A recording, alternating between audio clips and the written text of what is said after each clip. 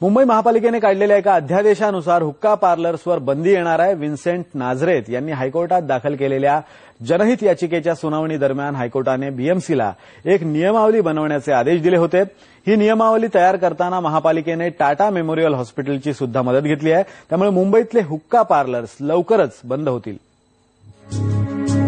मुंबईतल्या अनेक हॉटेल्समध्ये हुक्का पार्लर चालतात।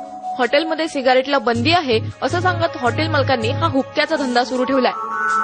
हुक्क्यामध्ये निकोटीनची मात्रा नाही असा दावा त्यांच्याकडून होतोय। आता महानगरपालिकेच्या अध्यादेशानुसार असे हुक्का पार्लर चालवता येणार नाहीत।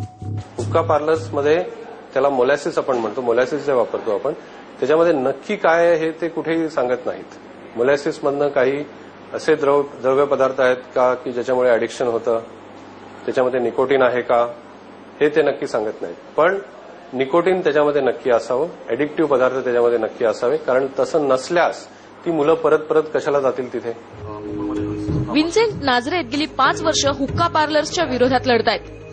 त्यांच्या एकुलत्या एका मुलाचा कॅन्सरने मृत्यू झाल्यानंतर कुठलीही मुलं अकारेकीची शिकार होऊ नयेत म्हणून त्यांनी हुक्का पार्लर्सच्या विरोधात लढाई सुरू केली। मैं स्कूल के बच्चे को लेक्चर करता हूँ तंबाकू के बारे में, और जब मैं हुक्का पार्लर में जाता हूँ मैं देखता हूँ कि स्कूल के बच्चे जो यूनिफॉर्म में हैं वो रहते हैं कांदिवली में और आते हैं बांद्रा में। तो मैंने उनको पूछा क्या है, आपको क्या अच्छा लगता है हुक्का पार्लर में, तो बोलते वो फ्लेवर है। याचिकेवरची अंतिम सुनावणी 28 जुलैला होणार आहे। मुंबई हायकोर्टाप्रमाणेच भारतातल्या अनेक हायकोर्टांमध्ये हुक्का पार्लर बंदीच्या केसेस निकालाच्या प्रतीक्षेत आहेत। त्यामुळे मुंबई हायकोर्टाने घालून दिलेल्या गाईडलाईन्स आणि मुंबई हायकोर्टाचा निकाल त्यांच्यासाठीही सपोर्टिव्ह आणि लँडमार्क ठरणार आहे। हुक्का पार्लरवर बंदी आणावी या निर्णयाला तरुणांचंही समर्थन आहे। हुक्का पार्लर बंदी होना चाहिए कि एक्चुअली से उससे पब्लिक को भी प्रॉब्लम है, क्लाइमेट भी खराब होता है और कैंसर, टीबी जैसी बीमारियां भी होती है। मुली असतात ना ते हुक्का पितात, सिगरेट नाही पीत, कारण की त्यांना वाटतं की हुक्का ॲज डेंजरस नाही आहे, तर ते पाबंदी झालं तर त्यांना पण ते समजेल।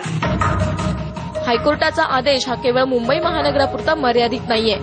मुंबई महानगरपालिकेनं यातलं पहिलं पाऊल उचललंय। आता राज्यात त्याचा कसा विचार होतो हे पाहावं लागणार आहे। व्हिडिओ जर्नलिस्ट ओमप्रकाश केवटसह रोहिणी गोसावी, IBN लोकमत, मुंबई। आणि या बातमीनंतर टी टाइम मध्ये घेऊयात एक ब्रेक। पहा फक्त IBN लोकमत।